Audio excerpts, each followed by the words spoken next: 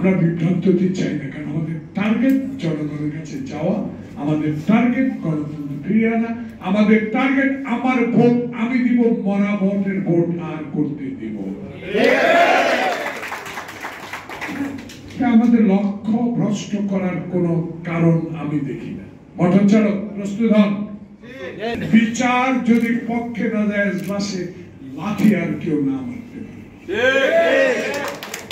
সে কারণেই তো আমরা যারা হাসিনার রক্ত চক্ষু উপেক্ষা করে পুলিশের লাঠির আঘাত সহ্য করে বাংলাদেশে এখনো টিকে আছেন একটি কারণে, একটি আশার আলো এই ইউনূস সরকার আমাদেরকে দিবে। গুন্ডার ভোট হবে না, রাতে আর ভোট হবে না, আমার ভোট আমি দিব, আমার পছন্দের মতো আমি সরকার গড়ব, সেই পছন্দের সরকার হবে তারিখ।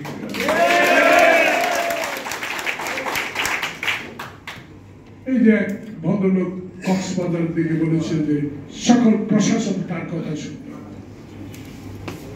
আর উল্টো তাদের নেতা বলে প্রশাসন নাকি সব বিএনপি। এইসব কথা বলে আমাদেরকে বিভ্রান্ত করবেন না। আমরা বিভ্রান্ত হতে চাই না, কারণ আমাদের টার্গেট জনগণের কাছে যাওয়া, আমাদের টার্গেট গণতন্ত্র ফিরিয়ে আনা, আমাদের টার্গেট আমার ভোট আমি দিব, মরা ভোটের ভোট আর করতে দিব। আমাদের লক্ষ্য ভ্রষ্ট করার কোন কারণ আমি দেখি না। মঠচালক প্রস্তুত হন, গণতন্ত্রের জন্য সেই গণতন্ত্রকে ফিরিয়ে আনলো।